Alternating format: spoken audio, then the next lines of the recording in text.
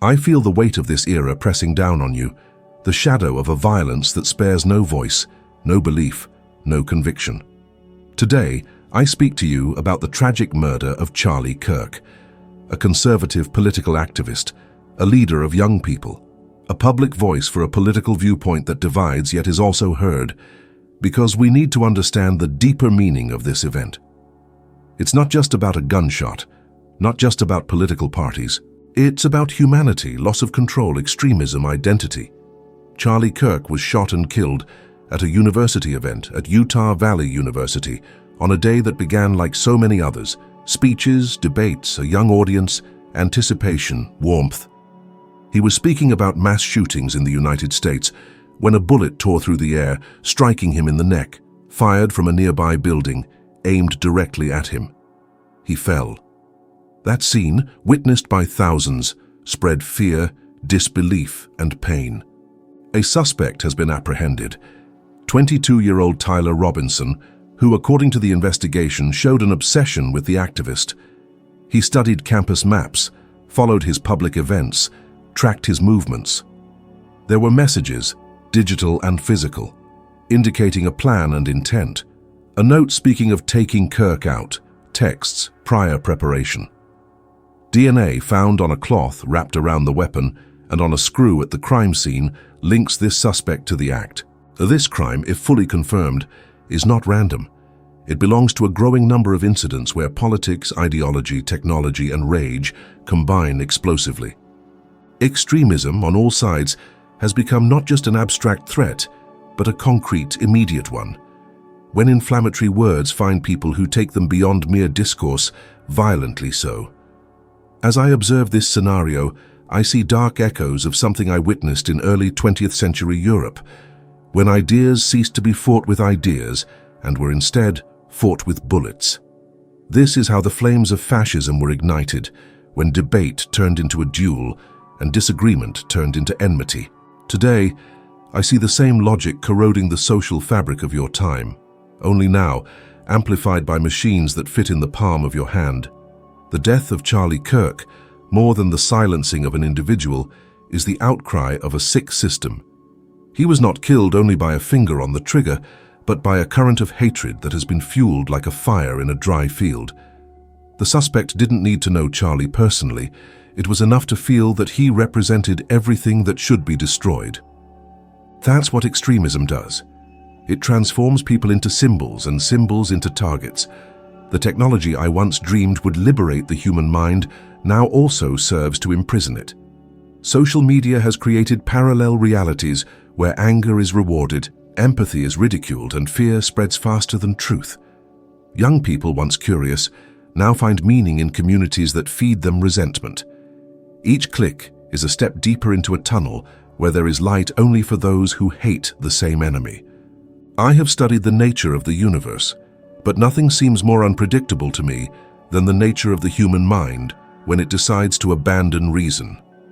And reason is being abandoned, like a lighthouse extinguished in a storm. Instead of asking, why does he think that way, people ask, how can I silence him? And when that question meets a weapon, disaster ceases to be hypothetical. If society continues to transform disagreement into war, there will be no victors, only ruins. You are building trenches where you should be building bridges, and trenches always demand corpses to remain standing. What frightens me most is not the death of a man, but the normalization of barbarity.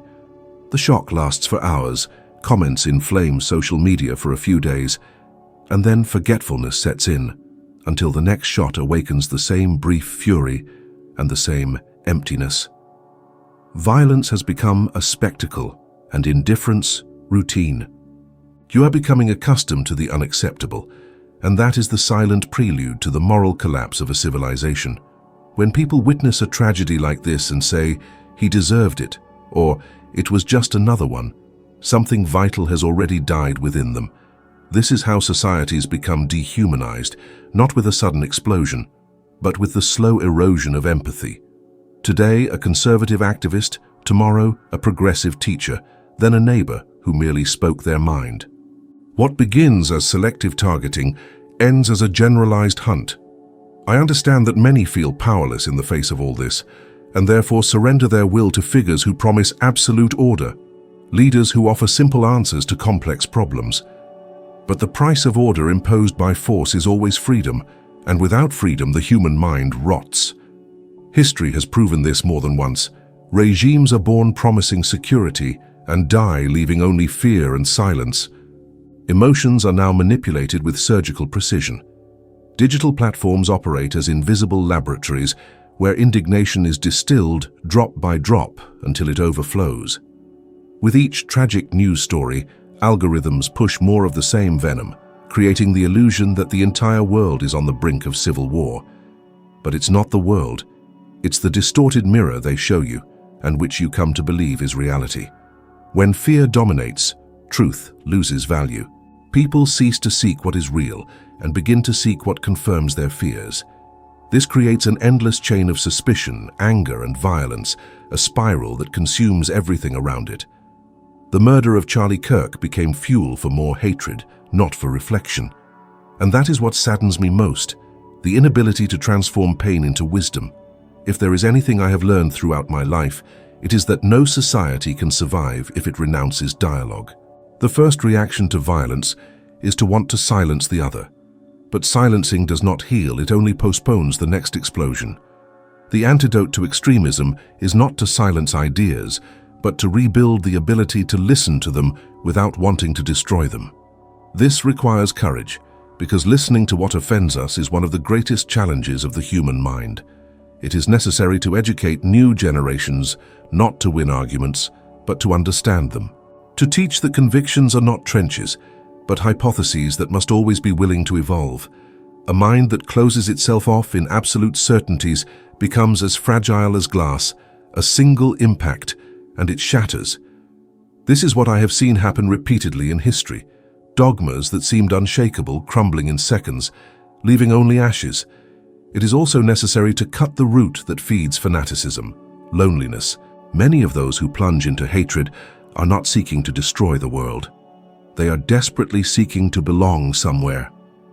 When society abandons the lonely, extremists welcome them with promises of meaning and heroism.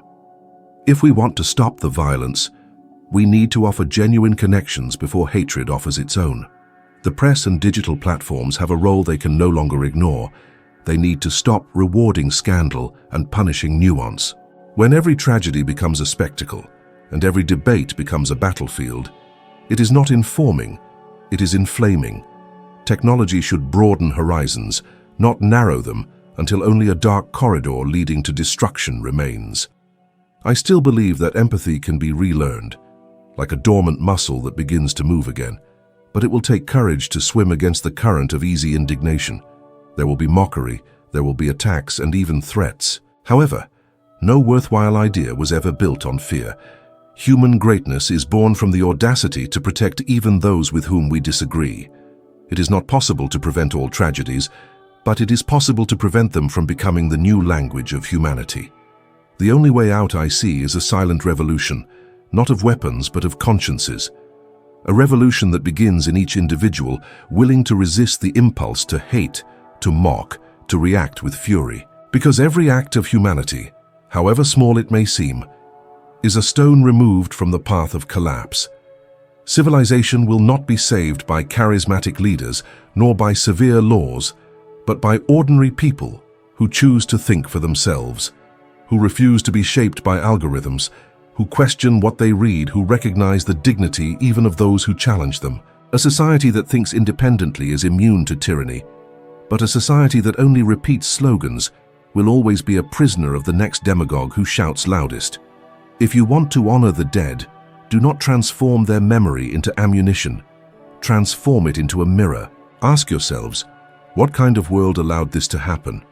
And what kind of person do I need to be to prevent it from happening again? This introspection, although it may seem fragile in the face of noise, is more powerful than any speech. Because it does not try to change the other, it begins by changing the only territory over which you have control. Your own mind.